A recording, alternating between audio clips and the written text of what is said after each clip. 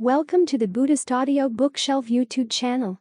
Today, we embark on a new journey as we delve into Noble Conversation, a compelling study guide curated by Thanissaro Bhikkhu. We extend our warm gratitude to our dedicated viewers. Your support means the world to us, and your simple actions can ignite our dedication to providing profound teachings that benefit all sentient beings. By subscribing, liking, and sharing our content, you become a part of our vibrant community, fostering the growth of wisdom and understanding. Together, we cultivate mindfulness, compassion, and insight.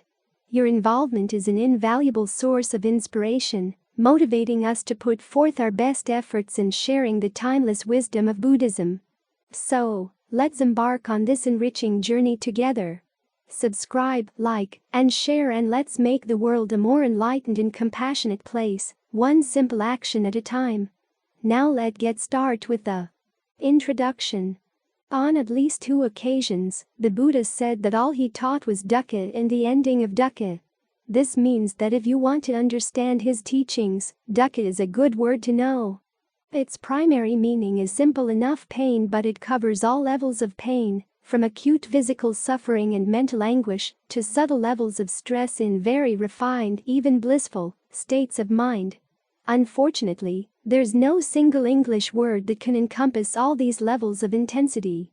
Fortunately, though, the fact that we have separate words for pain, suffering, and stress helps to clear up some of the difficulties that the Buddha faced, given that his language had only one word to cover all these things. In the course of this book, I will usually translate dukkha as suffering, but occasionally I'll use pain or stress where they seem to fit better into the context. The main point to remember, though, is that dukkha is the primary focus of everything the Buddha taught. If you're interested in solving the problem of suffering, then his Dhamma, or teaching, is where to look. If you're interested in other issues, you can look somewhere else. In his first talk, the Buddha taught that the path to the end of suffering started with right view concerning 4 noble truths: suffering, its origination, its cessation, and the path to its cessation. Here, too, it's good to look at the words the Buddha used for truth and noble: Sakha and Duriya. The early Buddhist texts define Sakha as whatever is undeceptive and doesn't turn out to be other than what it seems. The way the texts use this word shows that a truth can mean either 1. A fact as a reality in and of itself, or 2. An accurate statement about that reality. This double meaning is important to keep in mind for 2 reasons. The first is that it's directly related to the solution of the problem of suffering. In the search for an end to suffering, you're looking for accurate statements that describe how to reach the reality of suffering's end. The second reason is that the Buddha made statements about truth that sometimes seem contradictory if you assume that truth can be only a reality or only a statement. But once you realize that the word has these 2 meanings, the seeming contradictions disappear. And not only that, understanding the Buddha's insight into the relationship between pain as a reality and the words inspired by that reality helps you understand how best to make use of the 4 truths in practice. The Buddha called these truths Ariya, noble, for at least 4 reasons. The first is that they inform a path of practice that leads not just to the temporary ending of individual pains, but to a deathless dimension where all pain and suffering is transcended for good.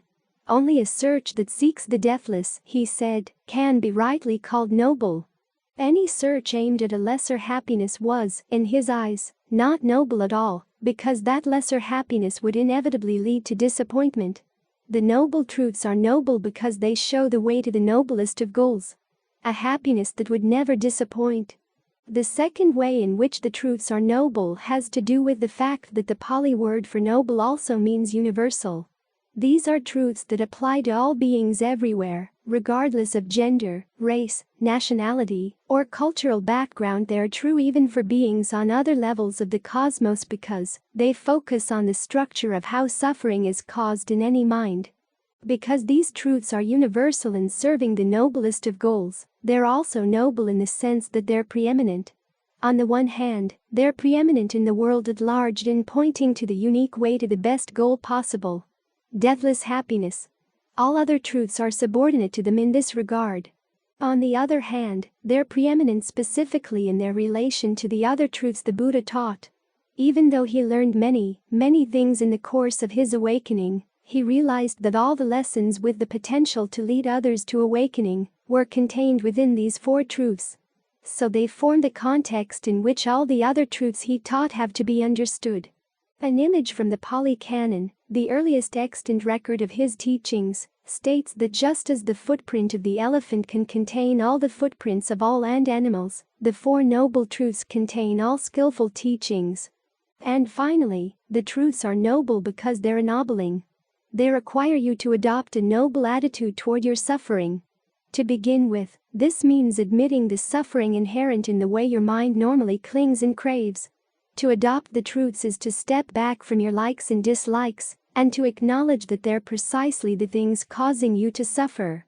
At the same time, the truths also ask you to become noble in taking responsibility for ending your sufferings in a way that harms no one. In so doing, they put power in your hands and show you how to use that power responsibly. They open the possibility of finding happiness with true dignity. When the Buddha explained the Four Noble Truths in his first talk, he noted that each truth carried a duty. Suffering was to be comprehended, its origination abandoned, its cessation realized, and the path to its cessation developed. Once he had fully completed these four duties, he stated, he knew that he was fully awakened. He was now released from suffering of every sort. What this means is that the truths are not just interesting facts. They're a call to action. Because the Four Noble Truths form the context for all the Buddha's other teachings, they're like sorting boxes to determine what that call to action means in any given instance. Once you know which box a particular teaching is in, then you know what to do with it. Is it a teaching that helps you comprehend suffering? Or is it one that helps to abandon its cause?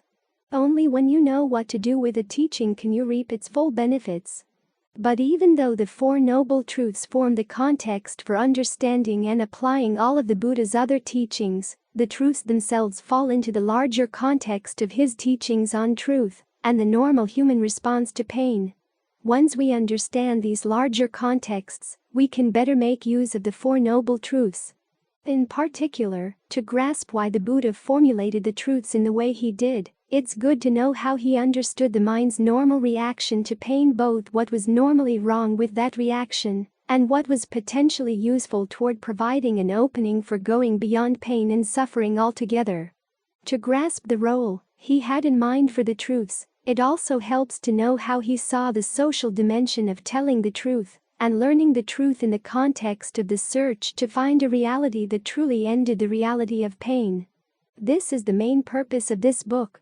To explain the Four Noble Truths, 1, in and of themselves, 2, as the context for understanding the Buddha's other teachings, and 3, in the light of the larger context provided by the Buddha's understanding of the mind's natural response to pain, and how that response shapes the desire for truth.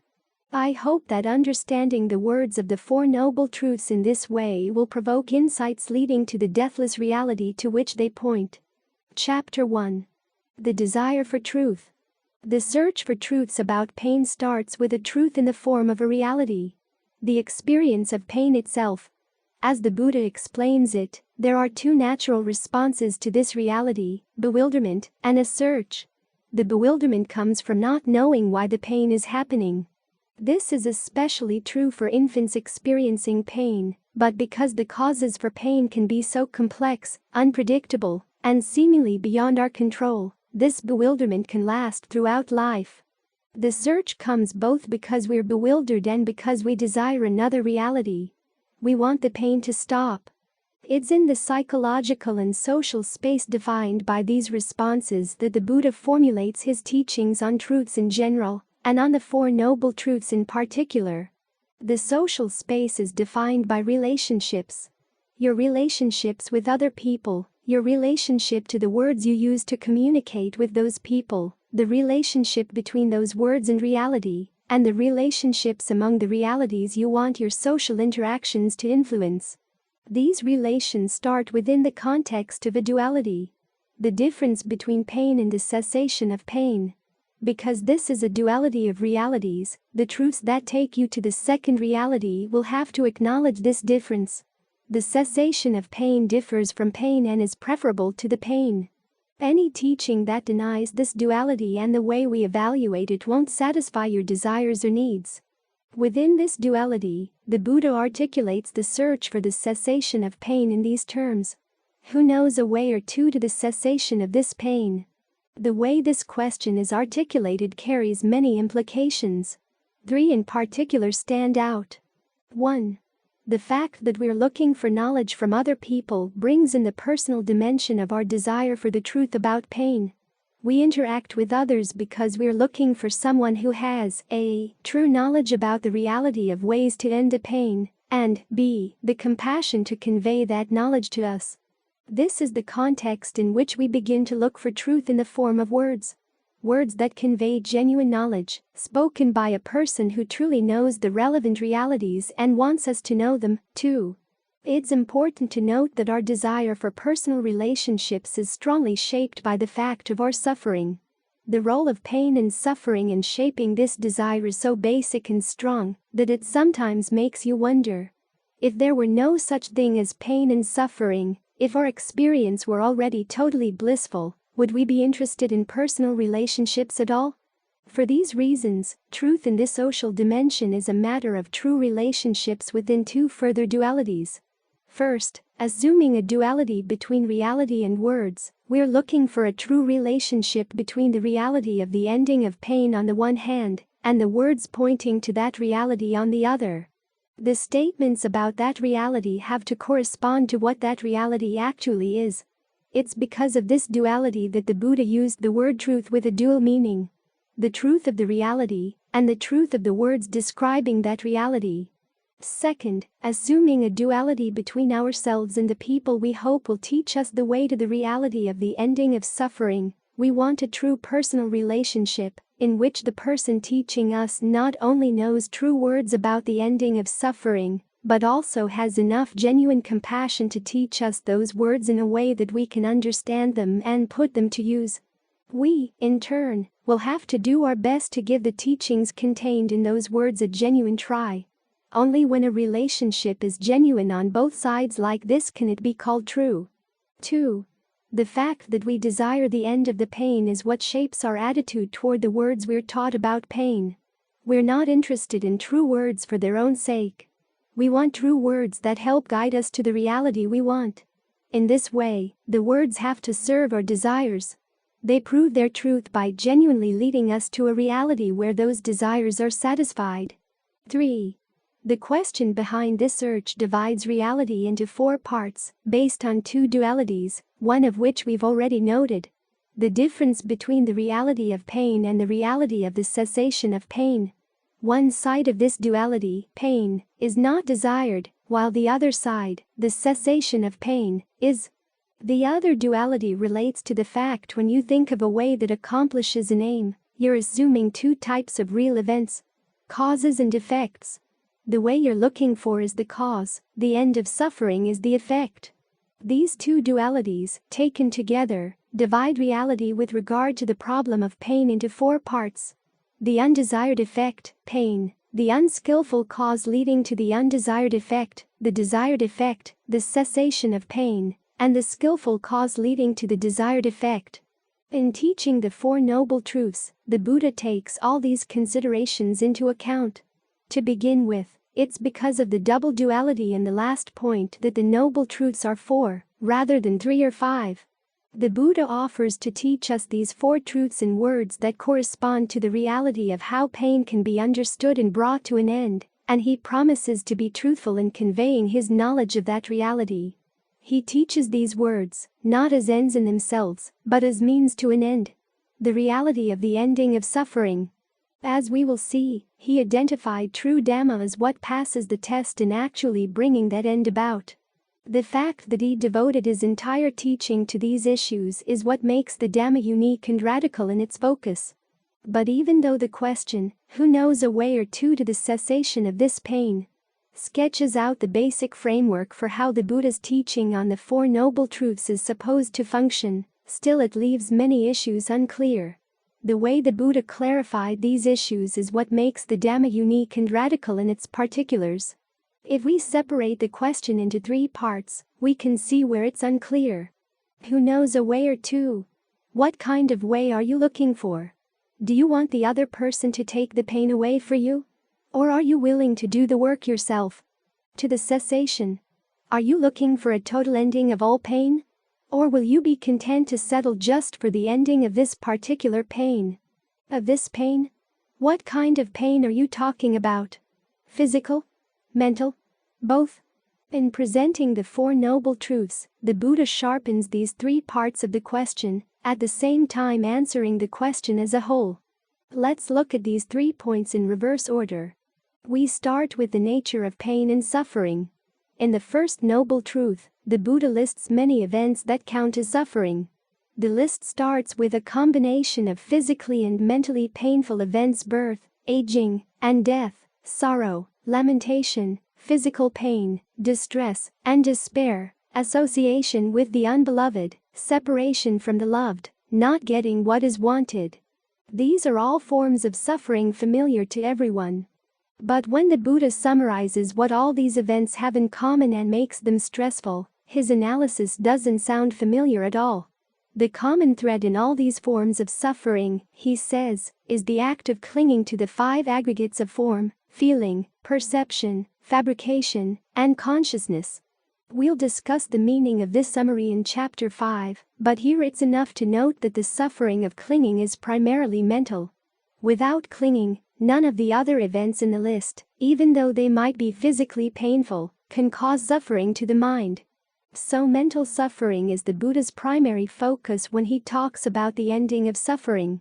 However, he states in the second Noble Truth that the cause of clinging is any craving that leads to further becoming a self-identity in a world of experience. We'll discuss this point in detail in Chapter 6, but here we can simply note that the craving leading to becoming not only leads to mental suffering in the present moment, but can also cause you to act in ways that will lead to both mental suffering and physical suffering in the future. When the mind is freed from craving, it opens to an unconditioned dimension in which there is no birth, aging, or death at all. This means that a fully awakened person, after the death of his or her last body, is freed not only from mental suffering, but also from any and all physical pain. Because this deathless dimension lies outside of space and time, this freedom is total, once and for all. This connects with the second point. People, if asked for their most heartfelt desire around pain, would most likely respond that they'd want total freedom from all pain. That's our most primal desire about pain. We'd never like to experience it ever again. But day-to-day life has led us to believe that that's an unrealistic goal, as we go from one pain to the next and then the next. So we tend to lower our sights, abandoning our primal desire and trying to content ourselves with efforts to end individual pains as they occur. The Buddha, however, felt that life would be worthwhile only if he could hold to the heart's primal desire for a total cessation of pain, and do his best to find it. The main message of his first talk was that he had succeeded in his search. This is the point of his third Noble Truth. The craving that causes suffering can be ended without leaving a trace, which is why the total end of suffering is possible. As for the way to the end of pain and suffering, even though we might prefer that someone else do the work for us, the Buddha found that that was impossible. We suffer because we haven't completed the duties with regard to the 4 Noble Truths, which means that we suffer from our own lack of skill. No one else can make us skillful. Other people, like the Buddha, can point out the way to develop our skill, but we ourselves have to follow that way if we want to stop suffering. This way is described by the 4th Noble Truth. It consists of 3 basic mental skills: virtue, concentration, and discernment, divided into a total of 8 factors. Discernment is divided into the factors of right view and right resolve, virtue into the factors of right speech, right action, and right livelihood, concentration into the factors of right effort, right mindfulness, and right concentration. These factors will be discussed in detail in Chapter 8, but here we can point out 3 important features of this path. A. The factors of the path are all fabricated or assembled from the same 5 aggregates that, when clung to, constitute suffering. Right view, for instance, is composed of perceptions and thought fabrications. The labels the mind applies to things and the thoughts it assembles from those labels. Right concentration makes use of all 5 aggregates. Also, an important part of right effort is the desire to master skillful action. This means that the path must be used strategically. The factors are developed until they have served their purpose, then they're abandoned along with the cause of suffering. The Buddha's image, which we'll have reason to cite frequently in the course of this book, is that the path is like a raft.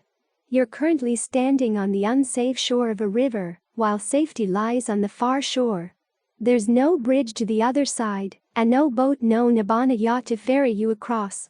So you build a raft from the branches and twigs you find on this shore, hold on to it as you swim across the river, and then, when you reach the safety of the far shore, you put it aside to go on your way. A more modern image would be of a load of bricks you're carrying on your shoulders. To suffer is to refuse to put the bricks down. To follow the path is to take the bricks off your shoulders and use them to build a runway. When the runway is done, you can take off and fly. B. Right view is one of 2 factors that the Buddha highlights in his discussions of the path. To have right view is to see things in terms of the 4 Noble Truths. Because these truths are part of the path, this means that we will have to put them aside when we reach the reality on the other side. This connects to the point we made above, that the 4 Noble Truths are true because they work. The technical term is that they're instrumental. They're meant to be used for a certain task aimed at a certain goal, like a carpenter's tools for building furniture, and then put aside when the task is done. Because they act directly or indirectly as guides to action, they contain inherent value judgments as to what's worth knowing for the sake of actions worth doing. C. The other factor that the Buddha often highlights is right concentration. This factor he compares to food in that it gives you the strength to follow the path. The levels of right concentration are defined by their feeling tone. Levels of rapture or refreshment, pleasure, and equanimity. The fact that these feeling tones can be consciously fostered means that they can provide temporary relief from suffering as you follow the path. The path doesn't save all its rewards for the end. Still, it requires work. Even though the 4 Noble Truths respond to your desire for a total end to suffering, they don't pander to your desire that the way there be easy or that it will follow your preconceived notions. This means that you need to be convinced that the path is at least worth a try. As the Buddha notes, the repeated reality of suffering and stress forces you to place conviction in at least some way to end suffering. For you to place that conviction in the Buddha's analysis of suffering and the way to its end, you need to develop conviction in the person teaching the way and in the words explaining the way itself, to the point where you're willing to give the way a genuine try. These 3 issues define the social dimension of the 4 Noble Truths. In the next 9 chapters, we'll discuss how the Dhamma analyses these 3 issues, with the aim of arriving at the reality beyond the social dimension, where the desire for the end of suffering is fully met. Chapter 2. A True Teacher. Before the Buddha gave his first talk, he had to establish the right relationship with his audience, a group of 5 monks. He needed to convince them of the possibility that he knew what he was talking about, that he would tell them the truth, and that they would benefit from hearing it. In other words, he had to convince them that he was knowledgeable, truthful, and compassionate. The qualities anyone would look for in a teacher offering to give instruction on the way to end suffering. Now, the Buddha already had some history with the 5 monks. They had been his attendants during a 6-year period when he subjected himself to extreme austerities, almost starving himself to death in his search for the deathless. When he realized that if he continued with those austerities he would die without having achieved his goal, he began eating again in moderation. The 5 monks, seeing this, decided that he had given up on his search. Disgusted, they left. As it so happened, the Buddha hadn't given up at all. He had actually gained his first insight into one of the factors of the actual path to the deathless, the practice of right concentration. But with his body so emaciated, he couldn't attain that concentration. That was why he had started eating again.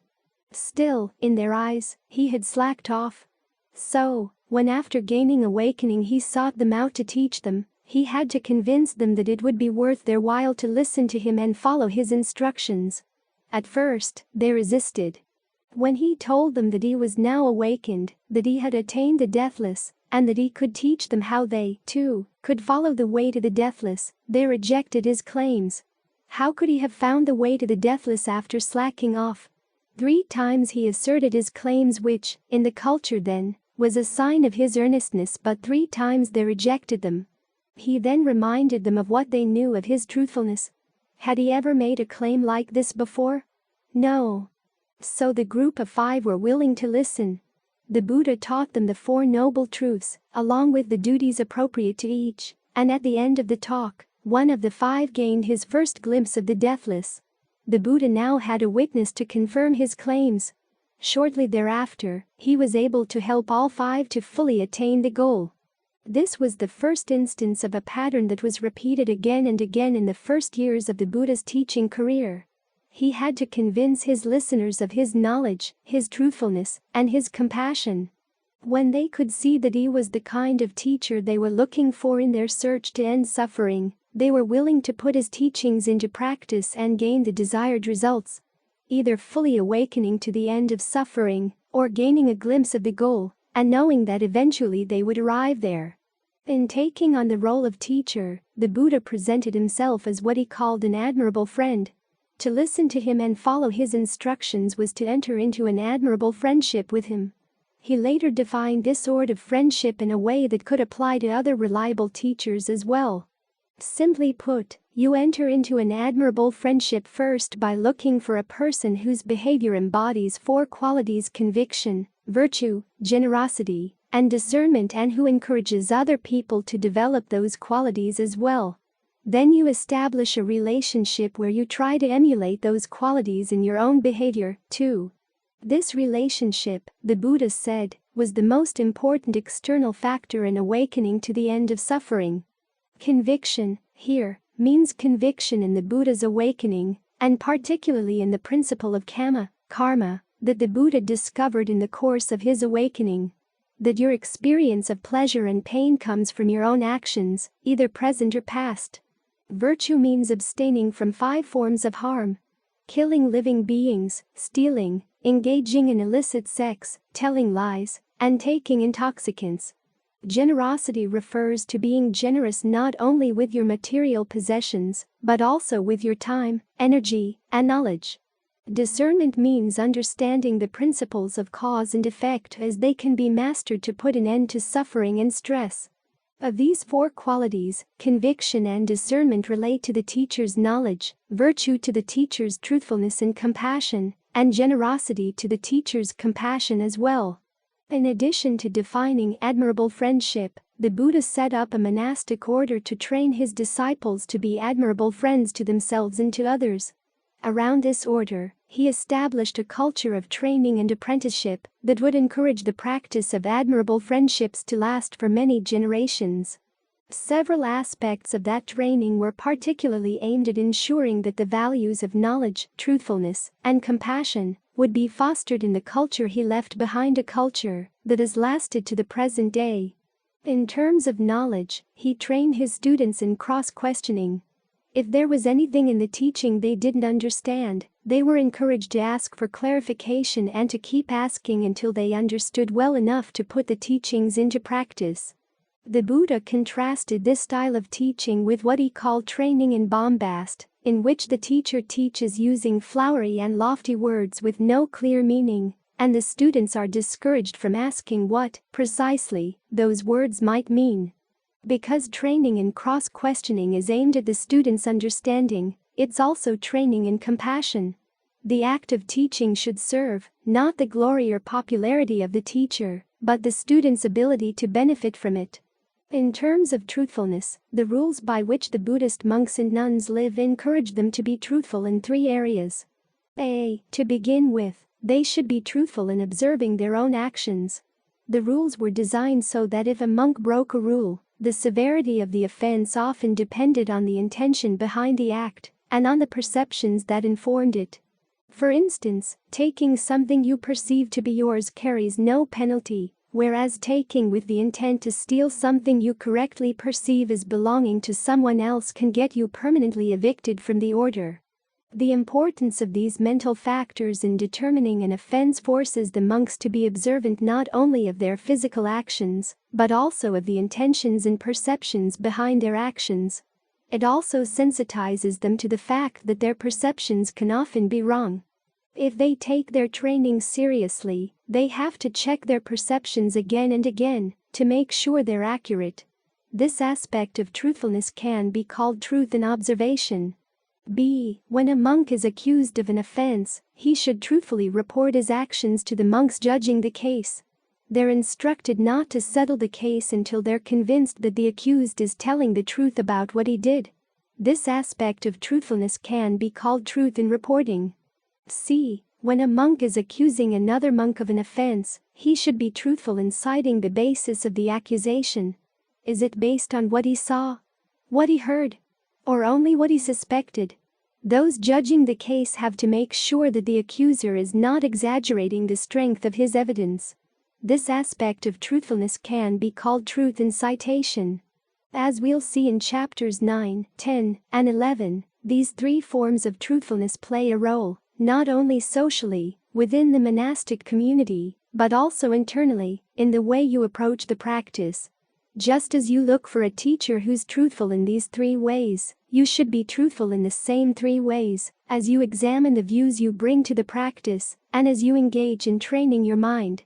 In terms of compassion, the monks and nuns are enjoined to teach the Dhamma freely, and not to accept payment for a Dhamma teaching. The Buddha himself rejected, in very strong terms, any payment for what he taught. This is because the Dhamma is best learned when it is treated as a gift. After all, the Dhamma emphasizes the virtue of generosity as a feature of admirable friendship and as a foundation for the practice, and the best way to teach generosity is to be generous with your teaching. It's for this reason that the monks and nuns are required to live off the gifts of others for two main purposes. 1. They're under no pressure to teach, as their needs are met, so there is no reason for them to use the Dhamma as a means of livelihood. 2. Living off the generosity of others, they're encouraged to feel gratitude and to express that gratitude by practicing well and offering the Dhamma with a generous heart. Of course, even in the context of a culture designed to foster the values of knowledge, truthfulness, and compassion, it's possible that not all the monks and nuns have fully absorbed the training. In the Buddha's image, there are those who are like the tongue that immediately knows the taste of the soup, and those who are like the spoon that can sit in the soup forever and never know its taste. DHP 64. This was true in the Buddha's time, and is still true now. Just because a person can claim to be a product of this culture doesn't mean that he or she is qualified to teach. For this reason, the Buddha also laid down standards for potential students to use in judging how well a potential teacher embodies qualities of knowledge, truthfulness, and compassion. This is to help protect you against studying with a spoon. These lessons appear in the larger context of the Buddha's analysis of the steps to be followed in awakening to the truth. Finding a true teacher is the very first step, and the first requirement in that step is to develop the quality of truthfulness in yourself. As the Buddha noted, you can't judge another person's integrity unless you have some integrity of your own. At the same time, you have to be observant, willing to spend time with a teacher, watching his or her behavior, until you're convinced that the teacher is worthy of your trust. This is why the Buddha looked for two qualities in a student. That the student be observant and not deceptive. To be observant means that you watch carefully your own behavior and that of others. You're quick and objective in seeing your own good points and faults, as well as theirs. To be not deceptive means that you report your behavior truthfully to others, without hiding any lapses in terms of your morality. In addition to looking for truthfulness in a teacher, you're also looking for someone who knows what's best for you, and who really has your best interests at heart. The Buddha has no use for the idea that all teachings are just a power play, an effort to bring others under the teacher's control. Admittedly, such teachings do exist in the world, but if a teacher is showing you the correct way to totally end your suffering, how compassionate can you get? It's entirely for your benefit when the teacher, in the Buddha's words, has this attitude toward teaching. That's the purpose of discussion, that's the purpose of counsel, that's the purpose of drawing near, that's the purpose of lending ear. I.e., the liberation of the mind through no clinging. To find a sort of person who would want to see you liberate your mind, the Buddha suggests 3 ways to test a teacher's knowledge, truthfulness, and compassion. Spend time with the teacher who seems knowledgeable, and try to measure the teacher against these 3 questions. 1. For knowledge. Does this person teach truths that would be hard for a person of greed, aversion, and delusion to know? 2. For truthfulness. Does this person have the greed, aversion, or delusion that would inspire him or her to claim knowledge that he or she didn't have? 3. For compassion. Does this person have the greed, aversion, or delusion that would inspire him or her to get another person to do things that would lead to that person's long-term harm or suffering? If the answer to the first of these questions is no, or the answer to either of the other 2 is yes, look for another teacher. If the answer to the first is yes and to the other 2 no, then you can go on to the next steps in awakening to the truth. Develop conviction in the teacher, draw near, and listen to the Dhamma that he or she has to teach. As you listen to the Dhamma, remember that you will be hearing truths expressed in words, and that those words are meant to be put into practice. Thank you for your attention as we conclude both Chapter 1 and Chapter 2. As you are aware, the Buddha fervently promotes the dissemination of his teachings for the betterment of all. We have diligently transformed this book into an audiobook, and now we kindly request your assistance. Please share this video with your friends and family, enabling them to reap its benefits. Your support in subscribing, liking, and sharing will help extend the reach of this invaluable wisdom to a broader audience. Together, we can spread the light of knowledge and wisdom.